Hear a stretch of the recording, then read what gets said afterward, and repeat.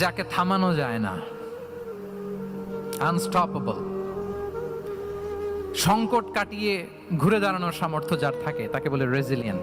লেগে থাকার মানসিকতা, টিকে থাকার যোগ্যতা, সহজে হার না মানার যে অ্যাটিটিউড, এটাকে বলে রেজিলিয়েন্ট মাইন্ডসেট।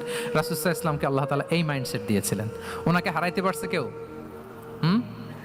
জীবনের সাথে এটা সেট করে নেন যে আমি কখনো হারি না, আমি হয় জিতি নয় শিখি। আমি কখনো হয় জিতি নয় শিখি। এই মাইন্ডসেট যদি গ্রো করেন, আপনার হারাইতে পারবে কেউ? পারবে না। রাসূল সাল্লাল্লাহু আলাইহি ওয়াসাল্লাম হি ওয়াজ আনস্টপেবল, হ্যাভিং আনবিলিভেবল সাবর। ধৈর্যের পাহাড় নিয়ে, আনস্টপেবল অ্যাটিটিউড নিয়ে তিনি শুধু সামনে গিয়েছেন, পেছনে যান নাই কখনো। সীমাহীন কষ্ট আর সংগ্রামের মধ্য দিয়ে গিয়েছেন, থামাতে পারে নাই ওনাকে কেউ পারে নাই। ইয়াতিম হিসেবে জন্মগ্রহণ করলেন, পৃথিবীর আলো দেখবার আগে বাবাকে হারালেন, ছোট বয়সে মাকে হারালেন, পরে দাদাকে হারালেন, এরপর চাচাকে হারালেন।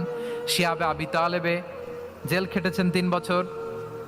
Physical torture, mental torture, life threat, হত্যা করার ষড়যন্ত্র হয়েছে। আল্লাহ তাআলা বলেছেন আজ রাতে হিজরত করো।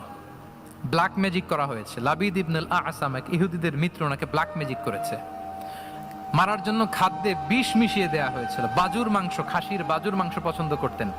খাইবারের এক ইহুদি নারী এই ছাগলের এই মাংসের মধ্যে বিষ দিয়েছিলেন।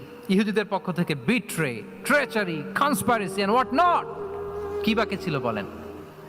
ষড়যন্ত্রের এমন কোনো ধরন ছিল না যেটা তারা বাকি রেখেছে। কিন্তু রাসূল সাল্লাল্লাহু আলাইহি ওয়াসাল্লামকে কি থামানো গিয়েছিল? বলেন, থামানো গিয়েছিল?